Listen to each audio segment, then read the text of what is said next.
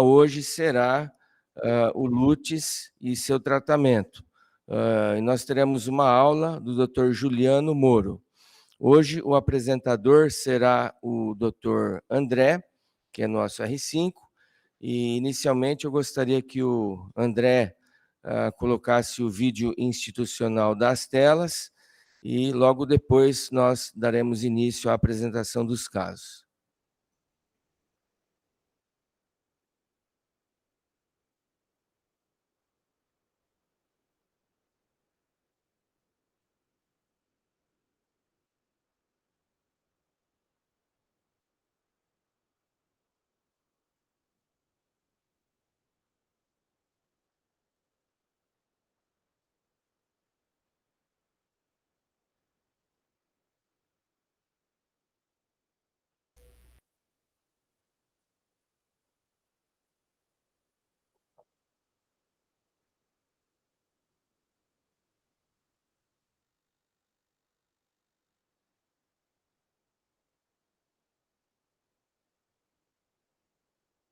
Bom dia, eu sou o André Rubês. Vamos começar hoje mais um Urologia Sem Fronteiras, patrocinado pela Astelas. Primeiro paciente é o paciente CDO, masculino, 32 anos, com uma queixa de Lutz há 2 anos. Ele refere jato fraco, esforço miccional e sensação de esvaziamento incompleto há 2 anos. Refere 2 episódios de retenção urinária aguda nos últimos 4 meses. Nega urgência e incontinência. E esse paciente não teve nenhum tratamento e nenhuma investigação nesse meio tempo. Caio, paciente de 32 anos com sintomas do trato urinário inferior, isso é comum? E se não for, no que você pensaria? Bom dia. Não é comum um paciente dessa idade. A gente pensa em Lutz em pacientes com uma faixa etária um pouco mais maior, né, entre 50 e 60 anos, pelo menos. O que daria para pensar aí são causas adquiridas, por exemplo, o paciente tem uma estenose de uretra por infecção, uma uretrite, mas de fato acho que você precisaria começar a investigação lá do começo. Mas seria uma possibilidade, alguma disfunção vesical, mas eu acho que realmente é muito precoce ainda só com essas informações a gente fazer uma hipótese diagnóstica. E o André, ele tem algum antecedente aí de uretrite, de cirurgia transuretral? Não, o paciente ele nega uretrites, doenças sexualmente transmissíveis, nega também episódios aí de uma sondagem prolongada, nega cirurgias pélvicas, não tem, ele nega os antecedentes. Bruno, como é que você investigaria esse paciente? Professor, eu acredito que tem IPSS, alguma coisa assim ou não? IPSS. Não. Só talvez acho que uma urodinâmica acho que é muito precoce para ele, né? 32 anos. Tá, o que você faria? Deixa eu pensar. Inicialmente podia ser uma urina 1, ultrassom. Mas até para doenças prostáticas seria um pouco jovem demais, né? Então, mas pelo fato do que o Caio te falou, que a suspeita dele, por exemplo, é uma doença uretral. Pensando em doença uretral, deixa eu fazer um uretrocisto, né? Tá, ok. E siga, André. Então, paciente sem comorbidade, sem medicações de uso contínuo e sem antecedentes cirúrgicos. No exame físico, estava em bom estado geral, uma genitália masculina típica, sem globo vesical palpável, ao toque retal uma próstata fibroelástica, móvel e sem nódulos, pequena. Né? No toque a gente estimou aí menor do que 20 gramas. Pelo que o Bruno disse, ele pediu uma uretrocistografia miccional. Você fez? Nesse primeiro momento, né, pedimos aí exames laboratoriais, função renal dele preservada, urina 1 não infecciosa. iniciamos aí a investigação com ultrassom de próstatas de rins e vias urinárias. Mostrou uma próstata de 12 gramas, rins sem alterações, sem hidronefrose, e um volume pré-miccional de 275 ml e um volume pós-miccional de 240 ml. Uma bexiga com paredes lisas e regulares. Juliano, isso aí te preocupa? Esse resíduo aí de 240? O que seria esperado?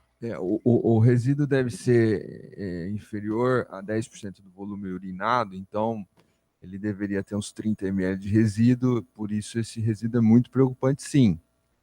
E ele nem estava com a bexiga tão cheia, você vê que o volume pré-miccional não é exagerado para você justificar que ele estendeu demais a bexiga. Então, esse paciente ele requer uma investigação mais avançada, aprofundada da parte funcional. Lembrando que a investigação anatômica, né, que vocês comentaram aqui, ainda não foi realizada, visto que os antecedentes são muito fracos para a estenose de uretra. Então, acho que o momento aí é de decisão. Você vai para uma investigação mais... vai para a investigação funcional invasiva, que seria urodinâmica, ou se vai para a investigação anatômica. E o que foi feito, André? Nesse momento foi realizado para o paciente uma urofluxometria, no entanto, ele, apesar de estar com uma bexiga repleta, nesse momento referiu não ter vontade de urinar e a gente não conseguiu fazer essa urofluxometria.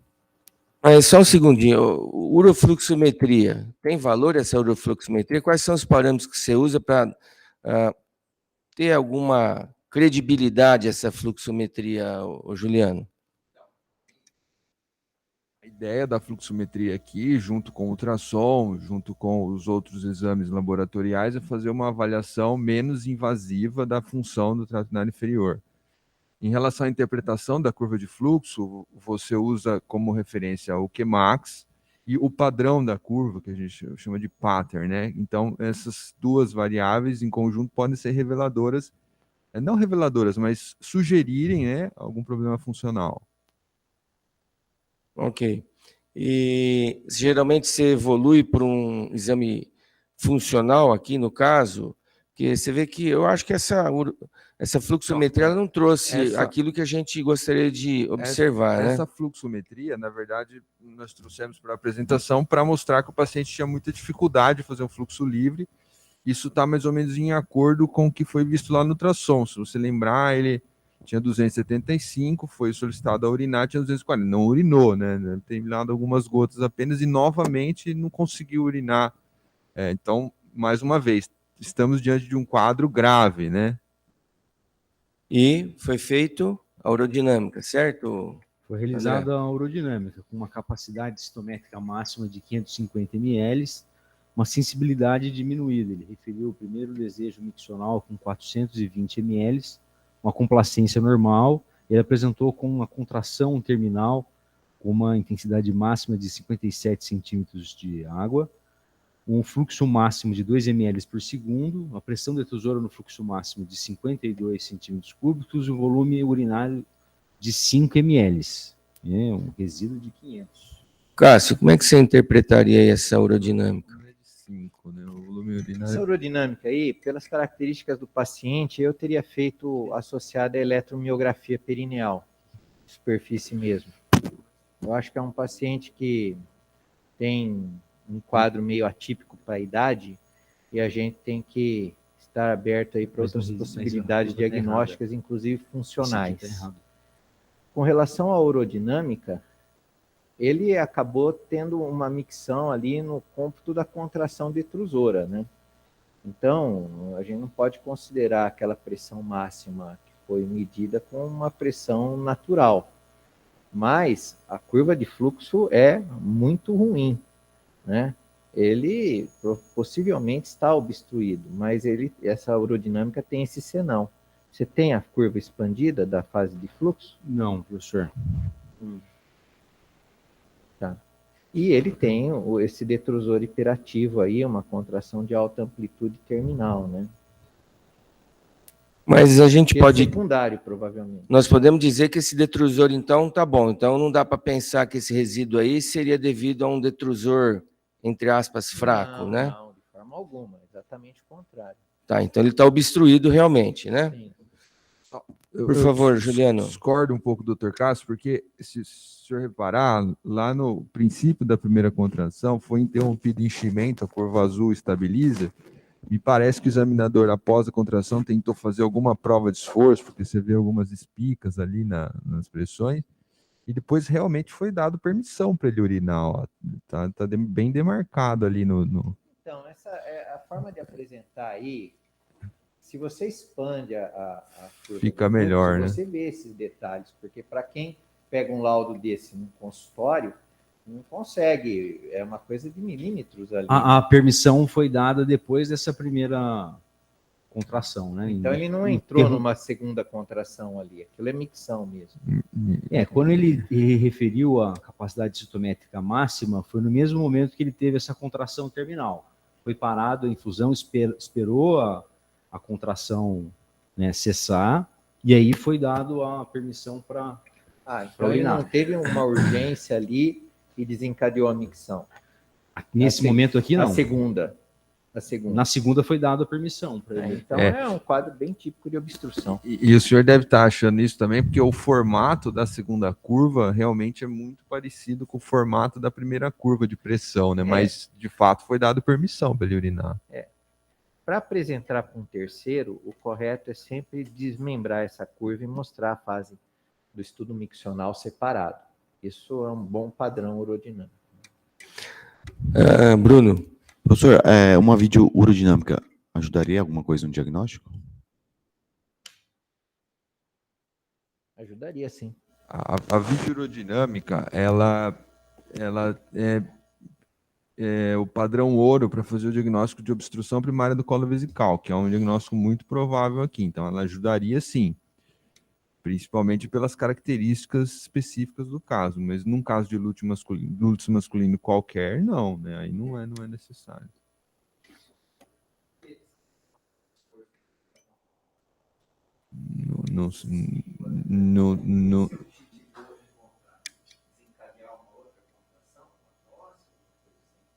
Não, as manobras de esforço foi depois da primeira contração. O examinador ele fez as manobras de esforço ao final, talvez para observar alguma curva, mas ela não foi feita após a permissão pulmonar, ela foi feita antes. Se tivesse alguma perda urinária. Porque é ensinado ao R3 que tem que depois do enchimento fica assim, eu também acho. Todas as urodinâmicas, mais no início da carreira aqui dos residentes, elas têm os mesmos padrões. Não.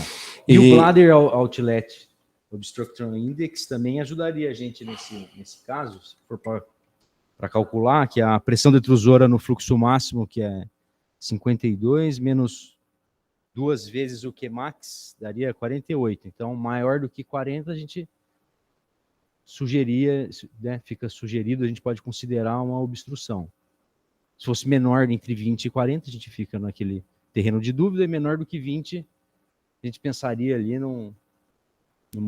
Mas, André, aqui acho que é visual, né? Não precisa nem de índice. Olha só, pressão alta, fluxo baixo. E foi feito algum exame adicional a essa avaliação aerodinâmica? Então, nesse momento, a gente realizou, pós-aerodinâmica, uretocistografia miccional. Podemos ver aqui na fase retrógrada uma uretra anterior sem alterações. Podemos observar na bexiga cheia também, uma bexiga com uma conformação aí, um volume habitual. Veja a bexiga aqui com esforço e nenhuma abertura aqui do colo vesical. E aqui na fase miccional, a gente consegue observar que não há um relaxamento aí do colo vesical. E também a gente não fica difícil, né, até de observar se tem alguma outra alteração na uretra posterior, mas aparentemente não há uma abertura do colo durante essa fase. Bom dia, doutor Daniel Lahan, tudo bem? Bom dia. É isso mesmo, ou André Esqueci alguma coisa aí. Não, é isso mesmo. Eu acho que a uretrocistografia, nesse caso, ela é útil para a gente avaliar morfologicamente todo o trato aí, na uretra, avaliar a bexiga aí. E esse achado, né, de estreitamento da uretra posterior, que o André pode colocar aí na fase miccional, é um achado bastante difícil de ser valorizado se a gente não tem um quadro como o que esse paciente apresenta, né? Muita gente não valorizaria esse achado se esse exame, se a gente não tivesse com destaque para esse quadro clínico, né? Mas realmente é isso. Você vê que ele até faz um esforço, a bexiga até rebaixa um pouquinho, fica um pouquinho mais baixa do que a gente esperaria durante no repouso, né? Se você voltar uma imagem, André, olha só essa imagem da direita aí com esforço, né? Então ele realmente está fazendo um esforço e o máximo que a gente consegue de abertura é o que é demonstrado na imagem seguinte, no slide seguinte, com a uretra afilada aí, a uretra prostática aí afilada, né? A uretra posterior afilada, e depois ela enche e vem com calibre normal, né? É realmente isso. Eu acho que é um diagnóstico difícil aí, analisando somente a imagem. Obrigado. Lucas, frente a esse quadro aí, essa urodinâmica, esse uretrocisto, o que você proporia para esse paciente aí?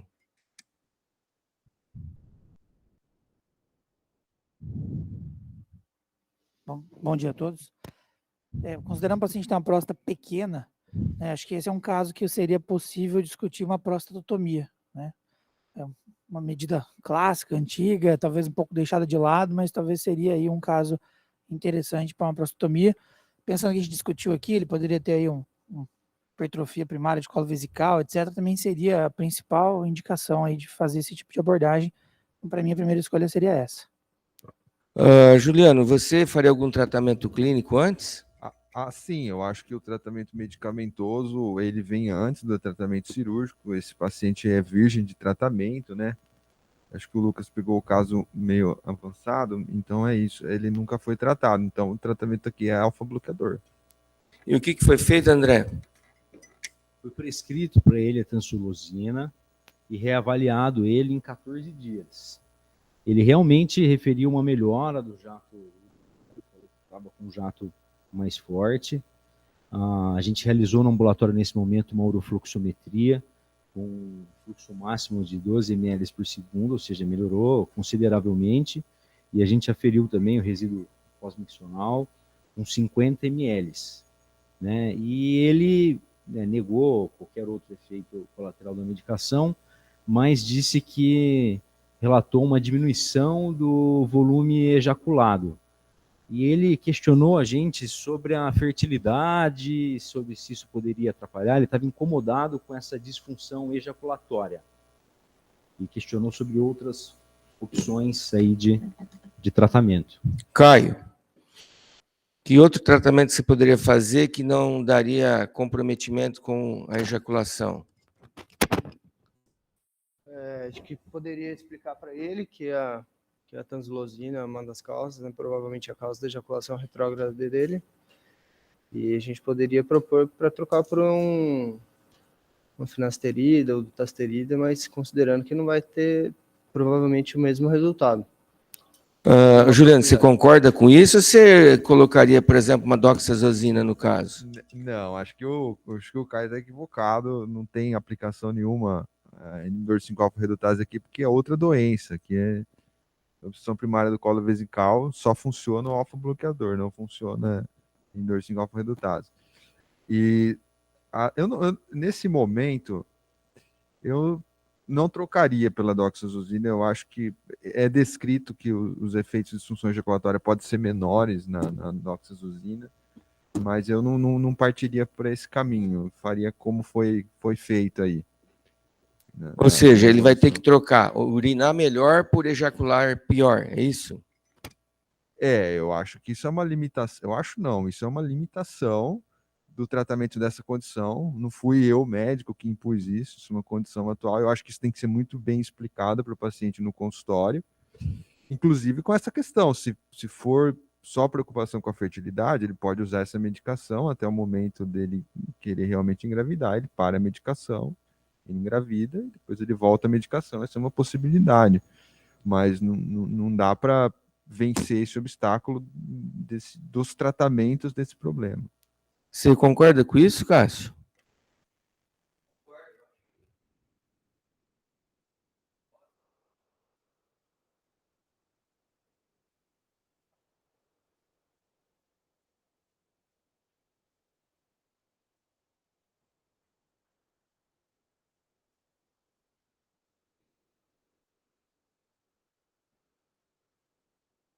Lucas. Essa questão do distúrbio ejaculatório, aliás, esse é o nome hoje preconizado, né, uma disfunção ejaculatória e não ejaculação retrógrada, porque você sabe hoje que muito mais o efeito está na vesícula seminal, de uma diminuição na contratilidade da vesícula e por isso ejaculando menos do que de fato uma retrógrada, né, embora aconteça. De qualquer forma, a gente vê que talvez tempos atrás, não muito tempo atrás, isso não era muito comentado, ou talvez não fosse um problema que ou ele estava ali e ninguém falava dele, ou então agora que você começou a falar, ele começou a ter uma atenção a mais do que talvez fosse de fato, porque a gente vê que na prática clínica, muito paciente vem preocupado com isso, você explica que não há nenhum problema, que ele não tem nada funcionando errado, que a função sexual dele continua, que a ereção continua, que muitas vezes é a preocupação, e o paciente segue vida normal e continua usando a medicação. Então eu concordo que eu acompanharia ele mais 1, 2 meses, conversaria e avaliaria. Às vezes diminui o volume ejaculado, mas ele continua tendo uma ejaculação com volume suficiente, poderia, pensando em fertilidade, fazer um espermograma e aí sim avaliar a retirada da medicação ou a troca, como o Juliano comentou, considerando que a doxa faz um pouquinho menos, mas é um pouquinho menos, não é uma diferença brutal de uma para outra também não. André, eu acho que vocês falaram isso para o paciente, né? Você teve uma melhora aí do ponto de vista miccional, essa piora ejaculatória, mas como é que foi a resposta dele? Ele aceitou isso ou ele pediu algo que pudesse manter essa ejaculação dele? Ele estava bastante aí receoso quanto à ejaculação, insatisfeito com isso, e inclusive quanto ao desejo de engravidar a esposa, e também até no dia a dia dele não estava satisfeito com esse resultado. Na nossa conversa, a gente explicou para ele que os outros procedimentos possíveis também alterariam de alguma forma a ejaculação dele, como a prostotomia também vai ter um certo grau de disfunção ejaculatória, mas que seria uma opção menos, assim, seria uma opção, uma tentativa a se fazer, né? Até porque existem formas diferentes de se realizar essa prostotomia. Uma coisa que não foi discutido com o paciente, porque não tem disponível aqui com a gente, seria o MIST. Eu queria saber se alguém sabe se, né? Na verdade, uma opinião, porque isso na literatura não tem, né? O MIST com uso para uma hipertrofia primária do colo vesical. Cássio.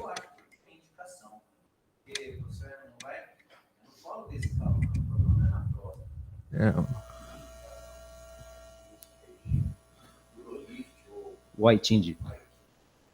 Lucas. MIST hoje é considerado o ultra mínimo invasivo, que se poderia fazer com anestesia até local ou só uma sedação com alta no mesmo dia. Lift de uretra prostática, cujo principal é o Urolift. ITIND, que é basicamente um stent uretral que você deixa uma semana. Ou então o Rezon, que a gente não tem no Brasil, que é vapor de água. Todos eles são para hiperplasia prostática, que não é exatamente o nosso caso. Talvez o único que poderia se aplicar aqui, talvez, seria o ITIND, porque na prática o que o ITIND faz é, de certa forma, ele faz uma comusurotomia, que na prática é praticamente uma prostatotomia feita por um device implantável que você tira em uma semana. Então talvez fosse o único a se considerar, mas é o que tem menos literatura também, está no mercado aí há uns 2 anos, então eu não proporia nesse momento não. Juliano. O MIST que tem cabimento aqui é o ITIND, mas realmente ele não tem volume de casos para justificar a realização com alguma garantia de resultado. Mas a lógica é o que o Lucas explicou, é muito parecido com uma prostostomia, que vai causar uma erosão ali no colo vesical e potencial para melhorar.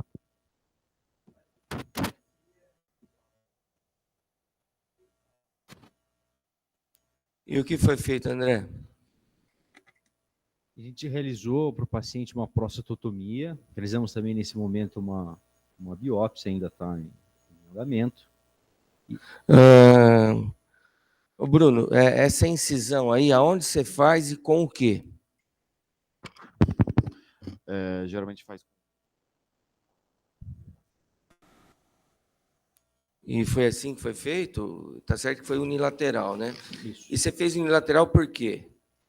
A gente fez o unilateral baseado numa revisão na literatura, mostrando que a incisão unilateral poderia ter uma menor disfunção ejaculatória. Mas é isso, na literatura os casos são com hiperplasia, no caso de aumento prostático. No caso da hipertrofia primária do colo vesical, a gente pensou dessa forma em fazer unilateral para preservar um pouco mais o colo dele, pensando em evitar uma ejaculação retrógrada. Aumento prostático, você está me induzindo a crer que eu posso fazer em qualquer aumento prostático. Como é que é isso aí, ô Juliano? Até quando você faz essa incisão, lobo mediano? Como é que você seleciona esse paciente? Eu acho que o André fez uma confusão, porque é o seguinte, a prostostomia aqui, ela foi realizada por um diagnóstico de uma obstrução primária do colo vesical. Aqui sim. Eventualmente, você vai ter pacientes de 50, 60 anos com lúteus masculino e próstata pequena, tipo 30 e poucos gramas. E aí, na hora de realizar a ressecção, você pode preferir pela prostatotomia, mas aí é outra doença. Sobre a realização da técnica, tem várias, né? Tem gente que incisa às 3, às 9, às 5, às 7, tem gente que faz incisão única às 6, pelo menos essas que eu conheço. Tem gente que faz com Collins, tem gente que faz com laser, tem gente que faz com faca fria. Enfim, aqui eu aprendi assim, acho que todo mundo também, é fazer uma incisão profunda, bem perto do meato, até o vero montano, às 5 e às 7.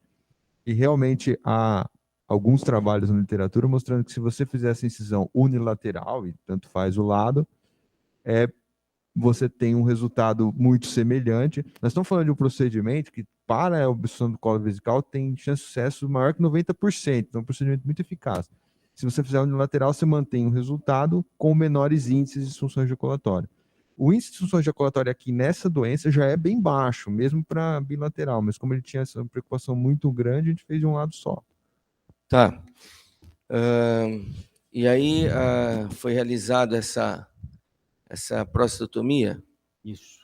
Aqui é uma foto do colo vesical antes do procedimento e aqui durante a nossa incisão aí Ô, Juliano, às 5 horas. É importante fazer biópsia aqui, mandar para o professor Atanasi para diagnóstico? Como é que é isso aí? Não, a biópsia, ela é uma preocupação nossa aqui exclusiva, porque nós fizemos um trabalho já publicado, mostrando a presença de fibras estriadas esqueléticas no tecido do colo vesical.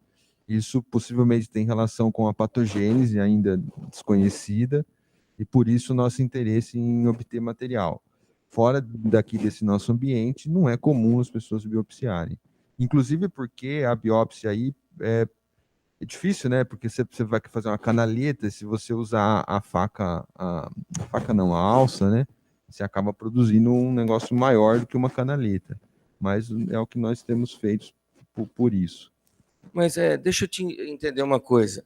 Musculatura estriada, e você deu um alfa-bloqueador e teve um resultado bastante expressivo. Ele saiu de 2 ml por segundo para 12. Como é que você explica isso? Não, essa explicação ela realmente não existe, porque nós estamos entendendo a fisiopatogenia do problema. Então, o doutor Atanasi já mostrou muito bem isso, são traves entremeadas de músculo liso, não é só músculo estriado, então tem muito mais músculo liso que músculo estriado, mas talvez o que eu queira que isso revele é que não é só uma questão funcional, ou seja, um músculo liso muito reativo ao estímulo simpático. O que talvez aconteça é que tem realmente uma cinta de músculo estriado que não incorpora, mas deixa mais espesso, né, o colo com dificuldade de relaxamento. Ok. E o que aconteceu com esse paciente, André? Então, foi um procedimento sem intercorrências. No PO1, retirado a sonda vesical de demora e foi dado alta para ele no primeiro pós-operatório. Ele referiu aí, no segmento de 30 dias, uma melhora do jato urinário, a urofluxometria dele melhorou mais ainda, agora com 15 ml por segundo, e ele relatou estar satisfeito com a função ejaculatória dele nesse momento. Alguma consideração final, Juliano? Não. Acho que um caso de sucesso aí que a gente encontrou no ambulatório para mostrar aqui. Então, vamos pro próximo. O próximo André. caso é o paciente masculino de 58 anos. Ele chega no nosso consultório com uma queixa aí de aumento da frequência, urgência e noctúria de 3 a 4 vezes por noite. Relata o início dos sintomas há 8 meses, com a piora nos últimos 3 meses. Refere um jato moderado, nega esforço miccional, o IPSS de 22, no antecedente ele era hipertenso e diabético. O toque retal mostrou uma próstata fibroelástica, aproximadamente de 40 gramas, e um tônus preservado. Esse aqui é o IPSS dele, de 22, ele pontuava 14 com sintomas de armazenamento e 4 pontos na qualidade de vida. IPSS 22, o que é? Me situa aí, Caio. IPSS 22 são sintomas já severos, professor. A gente já entra na classificação de sintomatologia grave. Essa subclassificação de armazenamento e esvaziamento, o que você me diria a respeito? Isso eu acho que a gente consegue pensar mais até nas hipóteses diagnósticas para o paciente, até em relação ao manejo. O paciente com mais queixas de armazenamento pode se beneficiar mais de um antimuscarínico, mas acho que agora ele tenderia a fazer a mesma investigação, o mesmo fluxograma diagnóstico. E ele fez esse fluxograma, André? A gente pediu para ele, nesse primeiro momento, um ultrassom, diário miccional, ureia, creatinina, PSA, uma hemoglobina glicada, pois o paciente era diabético, e também solicitamos a urofluxometria. Cássio, você sempre pede o diário miccional ou só nesses pacientes aí que tem essa queixa importante de armazenamento?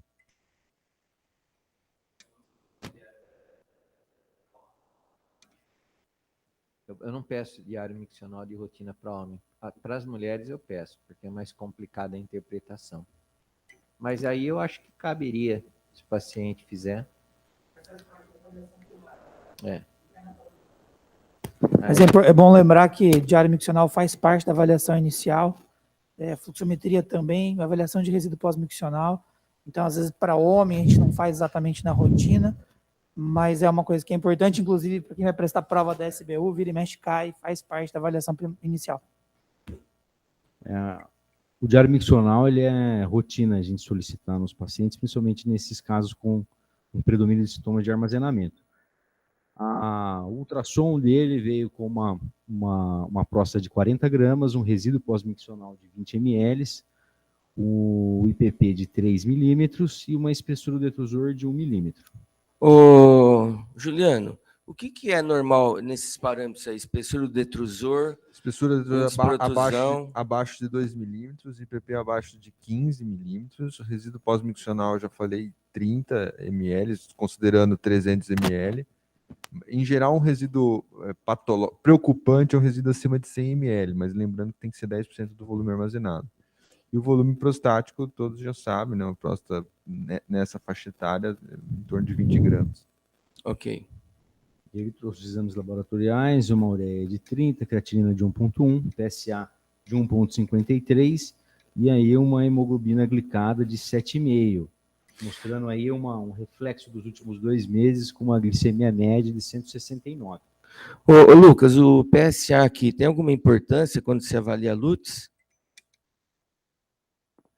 Sim, dentro dos fatores aí, preditores de progressão de doença, a gente sabe próstata grande, próstata acima de 40 gramas, PSA acima de 1,2 ou 1,5, depende da referência, vai considerar também um paciente com maior risco de progressão, assim como o fluxo QMAX baixo, menor do que 12, são todos fatores que esse paciente tende a progredir, a gente tem que ficar em cima dele, vai ajudar a gente a a definir. Aliás, a espessura do detrusor é mais uma coisa que é importante, porque maior do que 2 milímetros também mostra aí, entre aspas, um sofrimento vesical, ou seja, um paciente de pior prognóstico para a progressão da doença. Então, são todos fatores que a gente avalia para orientar o paciente e definir tratamento.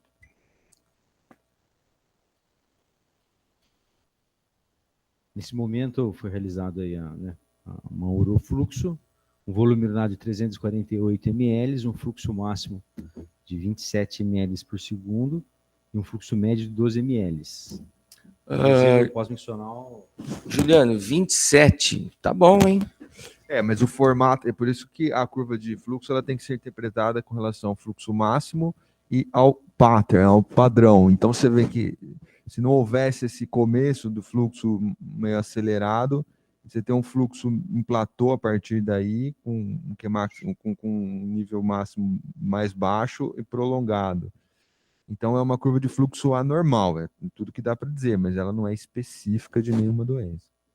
Mas isso já te levaria a pensar no tratamento, na qual aqui é muito mais importante um relaxamento do detrusor do que da próstata em si, por esse fluxo que você está avaliando aí? Não, o que pode ter acontecido aí é que ele iniciou a micção, por exemplo, uma contração detrusora não voluntária, vamos dizer assim, e no meio dessa micção ele deflagrou a micção normal. Mas isso é muito hipotético. Aí que nós temos aí é uma curva de fluxo patológica, vamos dizer assim. Quer fazer alguma análise, Cássio? Não, pode ter acontecido aí, mas não tem como saber. Ele pode ter feito um esforço abdominal no começo da micção e depois o real da curva de fluxo é aquele platô ali, mas que é um platô bom, na faixa de 15, né? Não é ruim. E aí, André? Ele trouxe para a gente o diário miccional, de um volume em torno aí de 2.000, 2.100 ml e 25% do volume urinado do paciente às 24 horas foi no período noturno. Ô, Bruno, o que ele quer dizer aí com 25% do volume noturno? Ele está induzindo você a alguma coisa? Eu acho que está pensando na questão da diabetes dele, descontrolada. Ah, mas você acha que isso é uma poliúria noturna? Poliúria noturna não, é geralmente acima de 30, se eu não salvo engano. E o que foi feito para esse paciente? Foi proposto André? nesse momento uma terapia combinada com alfa-bloqueador e antimuscarínico, e também, como bem pontuado aí pelo Bruno, foi encaminhado o paciente também para a endocrinologia para um melhor controle aí do diabetes. Lucas, você quer fazer uma pergunta?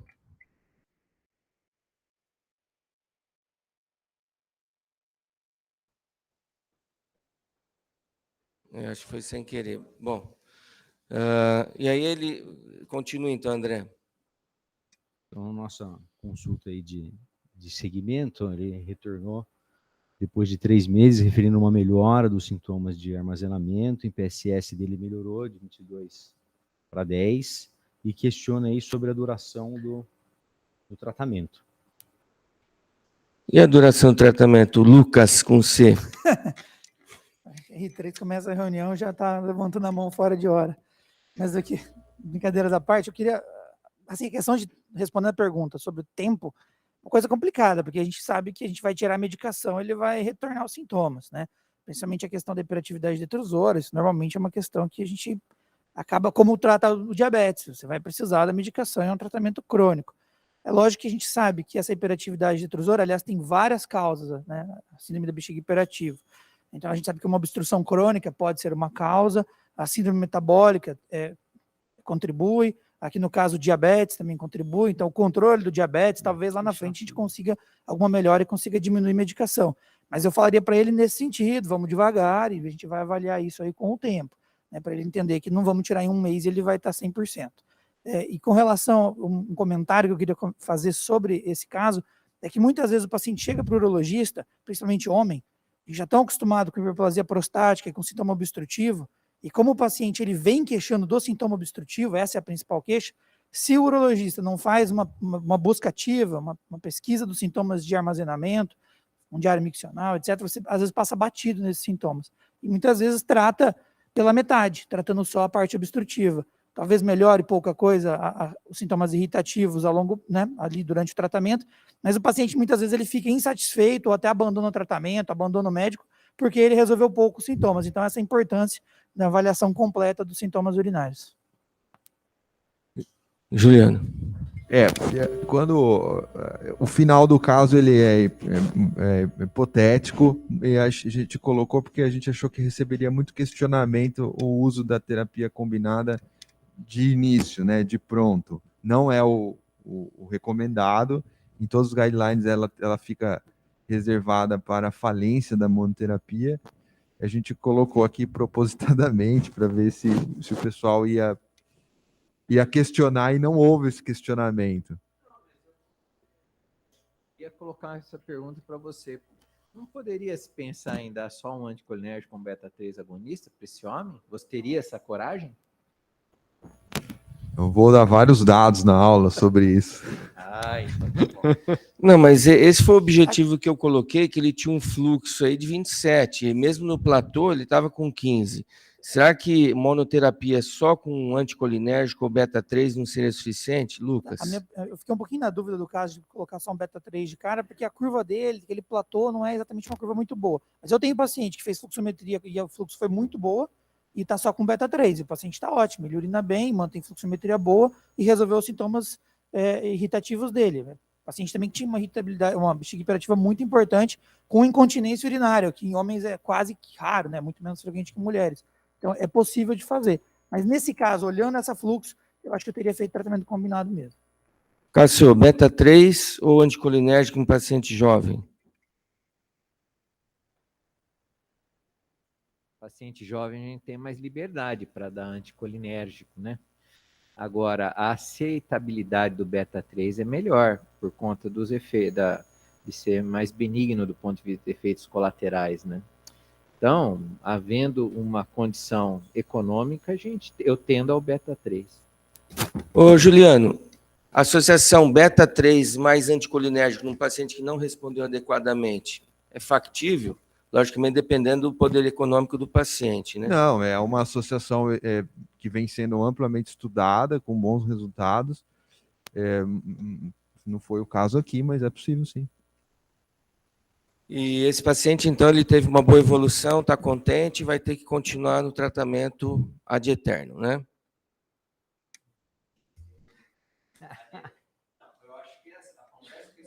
A conversa com esse paciente, acho que tem que dar serviço para ele. Falar, olha, você tem diabetes, tem que cuidar melhor do diabetes.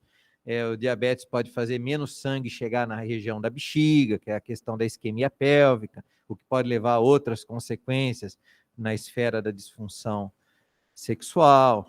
Então, está com você a solução do seu problema. Se você se dedicar, nós temos uma chance de retirar um remédio. E coloca ele para correr atrás dessa cenoura.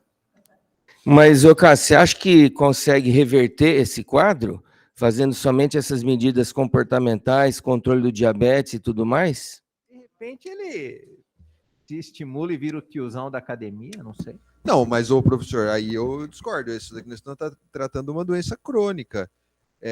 Acho que é a realidade de todo mundo, quando lida com esses doentes no consultório, a profunda decepção dele de descobrir que ele tem uma coisa crônica, do qual ele não vai se livrar nunca mais. Acho que essa que é a decepção do doente. Aí nós vamos conversando com ele vai voltando a cada 6 meses, e nós vai virando nosso amigo, e aí tudo melhora. Eu acho que esse é o dia a dia do consultório. Mas, Juliano, você também não tem paciente, muitas vezes mulheres com hiperatividade detrusora, e que está lá usando beta-3, de repente ela começa a achar que ela está boa, ela para de usar. Ela fica 2, 3 meses sem usar, volta, fala, tô bem, fala, tudo bom, fica mais um tempo sem. Daqui a pouco volta sintomas, você volta de novo. A gente sabe que os sintomas, eles oscilam também ao longo do tempo, sazonalidade também, temperaturas, época mais fria vai ter mais sintoma. Então, assim, tem várias coisas que influenciam. Então, às vezes, a gente tem épocas que o paciente, não todos, lógico, vão ficar um tempo sem medicamento. Não, eu acho que você tem razão quando você fala de pacientes com síndrome da bexiga hiperativa only, né? Não só isso. Eu acho que estudante tem mais do que isso. Então, o crescimento prostático não vai parar, o quadro vesical relacionado ao envelhecimento e tal, isso tudo vai mudar, ele nunca vai se livrar disso. mas é óbvio que ele tem alguma disfunção idiopática aí na função vesical, e isso é cíclico, né? Ele vai ter altos e baixos, isso eu concordo, mas parar de tratar nunca. O que eu acho é que pode ter períodos na qual ele para de tomar, mas logo depois ele acaba tendo que voltar porque a sintomatologia se torna exuberante, né? Então, por isso que eu coloquei o termo ad eterno.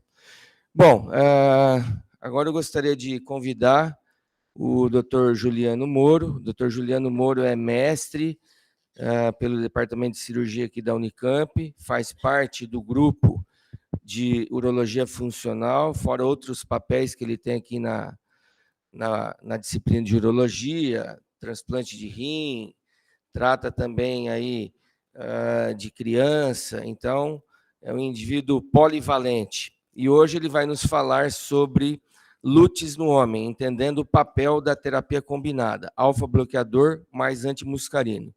Por favor, Juliano. Muito obrigado pela introdução.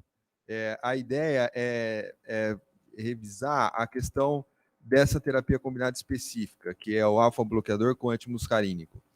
Então, para começar, nós estamos falando que LUTs é uma síndrome multifatorial, mas nós temos que nos ater a esses doentes com obstrução prostática benigna e com hiperatividade detrusora.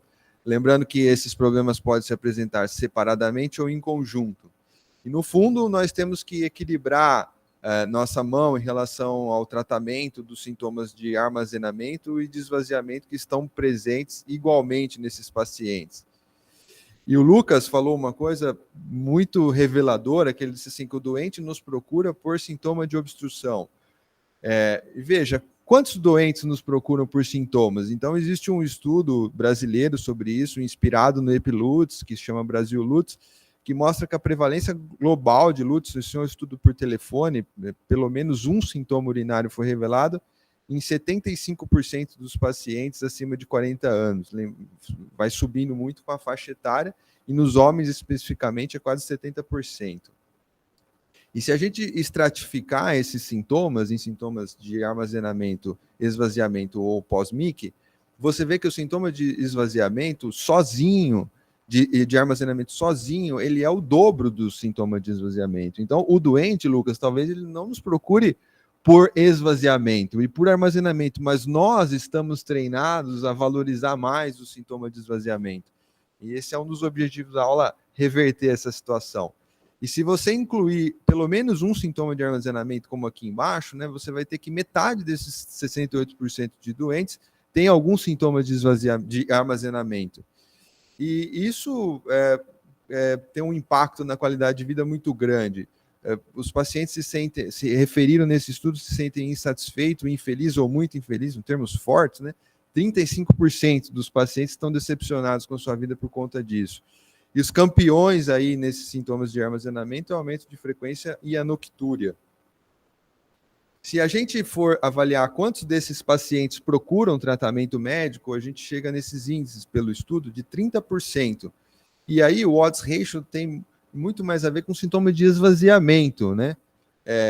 Jato fraco e esvaziamento incompleto, mas o aumento de frequência está aqui com odds ratio de 1,8. Mas na hora de receber tratamento de fato, 22% dos pacientes recebem tratamento, então quase 10% são deixados de lado. E quando eles são tratados, eles são muito mais fortemente levados ao tratamento por sintomas de esvaziamento. Esforço miccional e esvaziamento incompleto figura com os maiores odds ratio. E como foi comentado também, eles são muito insatisfeitos. E essa parte de cima provavelmente é reveladora do porquê, né? Porque nós não tratamos o quadro de armazenamento e estamos mais focados no quadro de esvaziamento. Então a insatisfação ela chega a 30%, sendo que os doentes são mais suscetíveis a ficarem insatisfeitos quando eles têm os sintomas de armazenamento de fato, aumento de frequência e urgência, principalmente com incontinência.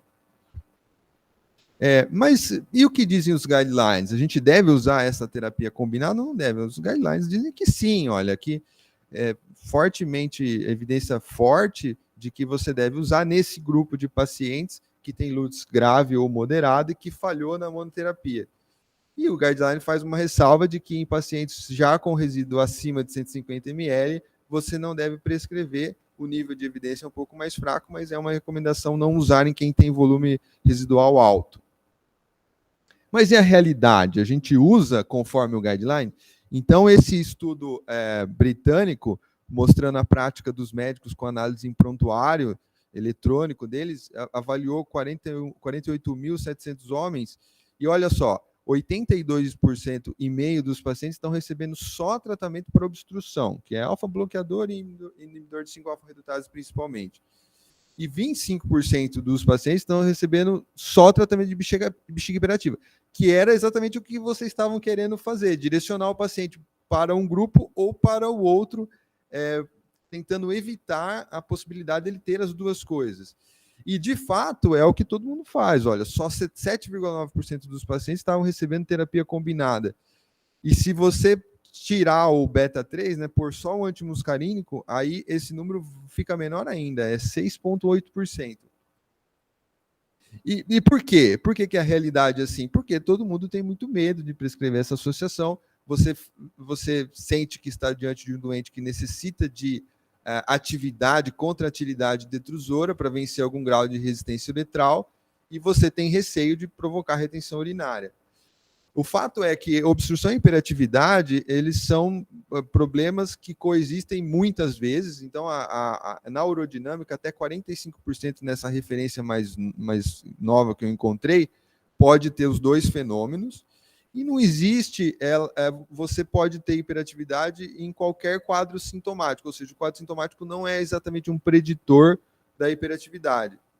E esse trabalho do Paul Abras, de 1979, talvez é o que ainda tem na mente dos urologistas que dificulta muito a prescrição de antimuscarínico, que é o seguinte: Paul Abras operou 152 pacientes com adenomectomia, desses 152, 60% tinha hiperatividade antes da cirurgia, após a cirurgia caiu para 25%. Ou seja, mais da metade dos pacientes resolveram a hiperatividade só com a desobstrução. Então, nós temos quase que medular de que hiperatividade vem pela obstrução. Mas o fato é que um pouco menos da metade dos pacientes continua tendo hiperatividade mesmo sendo obstruído. Então, é um problema, sim, que pode coexistir com a obstrução. E, nesse sentido, o trabalho mais importante é o Neptune, que é um trabalho de 2013, que ele incluiu esses pacientes específicos que eu falei, né? IPSS alto, com Qmax entre 4 e 15, com pelo menos 2 episódios de urgência e pelo menos 8 episódios de micção. Ou seja, nesse grupo subespecífico do Neptune, ele conseguiu provar que a associação tansulosina mais solifenacina, ela foi superior à tansulosina isolada na redução do IPSS, na redução de urgência e frequência, e aqui ele usa um score, que é um score total de urgência e frequência. No Neptune, ele avaliou urgência e frequência pelo diário miccional, onde a cada micção o doente dava uma nota para o grau de urgência, e a partir daquela nota era considerado um episódio de urgência, abaixo daquela nota era só um episódio miccional. O Neptune também mostra melhora da terapia combinada no grupo específico dos sintomas de armazenamento, superior à tansulosina isolada, melhora nas micções diárias, então uma redução mais proeminente em relação à terapia isolada, e um aumento do volume urinário. O volume urinário na terapia isolada fica com 15 e na terapia combinada com 38, mais que o dobro. Esse estudo ele foi continuado depois por um período maior, de 52 semanas, e essas curvas mostram que essa melhora ela é sustentada no tempo, então ele tem resultado de longo prazo. E com relação à preocupação que todos nós temos, o estudo mostrou que só 6,4% dos pacientes tiveram aumento de resíduo acima de 150 ml. Na média, o aumento foi de 26 para 32 ml, o que é um aumento quase irrelevante. E o índice de retenção urinária foi abaixo de 1%, e quando ele ocorre, ele é na fase precoce do tratamento. E o Qmax, que todo mundo pensava que reduziria, no fundo, ele aumentou no estudo. Isso não é relevante do ponto de vista estatístico, né? O P não é significativo, mas ele teve esse comportamento. E esse trabalho é de 2013, então passaram 10 anos. Será que isso outros trabalhos provaram a mesma coisa? Sim, esse trabalho é mais recente, de 2019, na mesma linha de pesquisa, mas já com a droga em uso, mostrando que no grupo dos pacientes com falha terapêutica ao alfa-bloqueador, você tem uma melhora no score de bexiga hiperativa, e isso ao longo do tempo, então, em todas as semanas avaliadas, até 52, tem melhora no score. E se você pegar os subscores todos, ele melhora em todos nas 52 semanas, inclusive no score na qualidade de vida. E se você pegar o IPSS, a terapia combinada, mostra ganho no IPSS ao longo das semanas, né, com resultado prolongado, mantendo aquela mesma taxa de retenção urinária em torno de 0,7%. Então, é um grau de evidência científica muito forte, com muitos trabalhos na literatura, mostrando que nesse grupo específico de pacientes, a terapia combinada é superior e dá resultado com baixo risco de retenção urinária.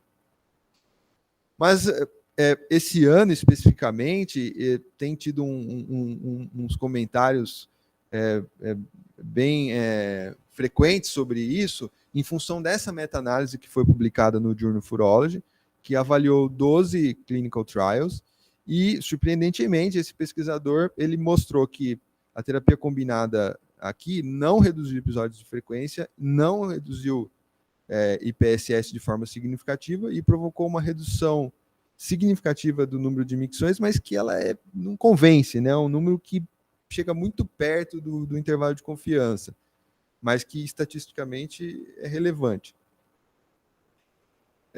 Todos os grupos de WhatsApp, esse trabalho foi muito comentado, que nós talvez estejamos no caminho errado da terapia combinada, mas o fato eu lhes trabalho várias vezes, fazendo uma análise crítica do trabalho. Primeira coisa é que é o único trabalho desse assunto que avalia só os episódios de urgência.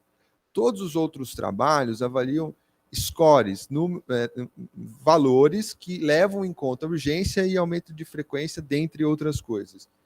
Então, me parece uma análise assim muito direcionada para mostrar o que o pesquisador queria. E não faz nenhum tipo de análise no trabalho, já que ele tinha esses dados à disposição, ele poderia fazer essa análise, mostrar que não reduz o episódio de urgência, mas reduz o score. Ele não fez essa análise. Isso é feito em muitos outros trabalhos. E me chamou a atenção também que não é a primeira vez que se faz esse tipo de meta-análise, e teve vários clinical trials antigos que foram usados nas outras que ele não usou nessa e não explica o motivo.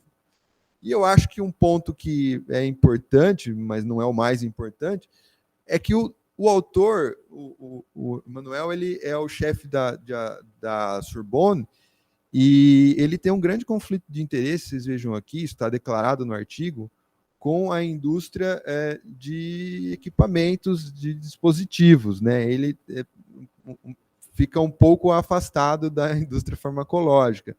Se você der um PubMed do nome dele, ele tem 218 trabalhos publicados, a maioria é sobre interstim, catéter hidrofílico e cirurgia robótica. Então, não estou falando que ele é mentiroso, muito longe disso, mas a cabeça dele está direcionada para procurar esse tipo de assunto. E, por último, só um exemplo, tem várias, mas de uma meta-análise do mesmo formato, com 7 clinical trials, um pouco mais antiga, mostrando que realmente melhora o IPSS de armazenamento, melhora a frequência, o QMAX sobe ligeiramente, o resíduo também, mas o número de pacientes tratados para produzir um caso de retenção urinária é muito alto, o que mostra que a terapia é segura e eficaz. Então, por fim, o que eu queria falar nesses meus 15 minutos aqui, queria passar para quem está ouvindo, é que os sintomas de armazenamento não devem ser negligenciados, primeiro porque eles são frequentes, segundo porque eles causam muito incômodo, talvez mais incômodo do que a gente acha que causa, mas está provado em vários estudos. O Brasilutis é só um deles, tem vários outros. E a terapia combinada, no ponto de vista atual da evidência científica, tem uma evidência robusta de segurança e eficácia. Ela é recomendada nos guidelines, ela está nos guidelines. E essas evidências contrárias que estão começando a aparecer, eu acho que ainda tem um nível muito fraco. E é óbvio que é um sinal de alarme, mas ainda não é uma contraindicação a prescrição desse tipo de tratamento. E eram essas mensagens, obrigado, eu fico à disposição para perguntas. Obrigado, Juliano.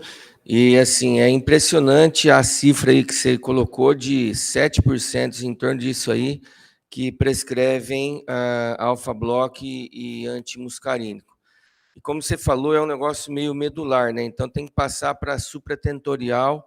Então acho que é uma questão de educação, né? Começar a mostrar que isso daí não tem esse efeito deletério como se pensava de outrora, né? Algum comentário, Lucas?